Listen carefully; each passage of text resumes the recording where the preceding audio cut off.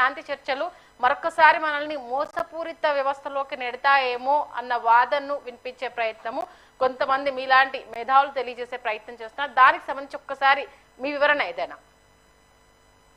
అమ్మా, మొట్టమొదట వీళ్ళు ఇందిరాగాంధీతో పోల్చడం అనేది ఏదైతే ఉందో అది హాస్యాస్పదమైనటువంటి విషయం. ఎందుకనంటే ఆనాడు మనకు 93,000 మంది సైనికులు మన చేతుల్లో ఉన్నారు. పాకిస్తాన్ సైనికులు సరెండర్ అయ్యారు 93,000 మంది. 93,000 మందిని 3 సంవత్సరాలు మేపి వాళ్ళకు అప్పచెప్పాం. అండ్ దానివల్ల మనకు జరిగినటువంటి ఆదాయం ఏమిటి? కనీసం మన సైనికుల్ని వాళ్ళ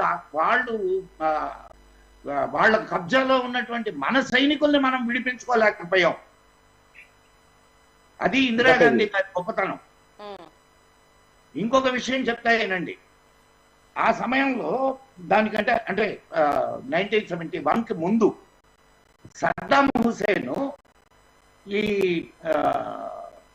మన అణుబాంబుల్ని తయారు చేయడానికి కావలసినటువంటి ఏర్పాట్లన్నీ చేస్తున్నప్పుడు ఇజ్రాయిల్ దాన్ని కొట్టి నిరోధించింది.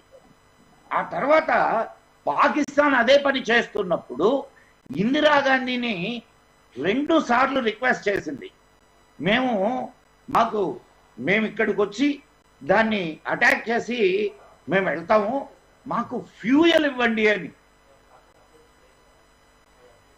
ఫ్యూయల్ ఇవ్వడానికి కూడా నిరాకరించింది ఇందిరాగాంధీ. అదే ఆమె రెండోసారి అడిగినప్పుడు ఆమె ఇచ్చినటువంటి సమాధానం ఏంటంటే, ఇక్కడ ఉండే ముస్లింస్ చాలా ఇదవుతారు, ఏది వాళ్ళ మీద అటాక్ చేయడానికి మేము సహకరించామని తెలిస్తే, కాబట్టి మా ఓటు బ్యాంకుని మేము పోగొట్టుకోలేము కదండి అని చెప్పి ఇచ్చినటువంటి సమాధానం.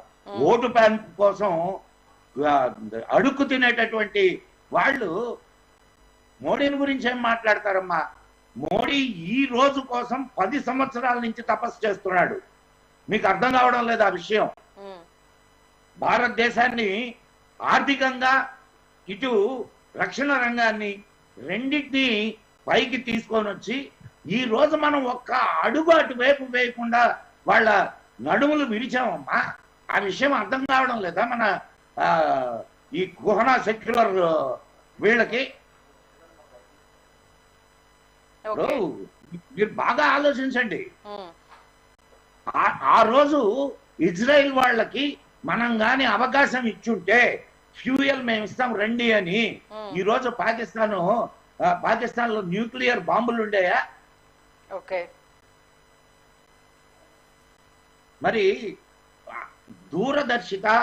దూరపు ఆలోచన లేనటువంటి నాయకులు ఇప్పుడు దాకా మనల్ని లేరారు.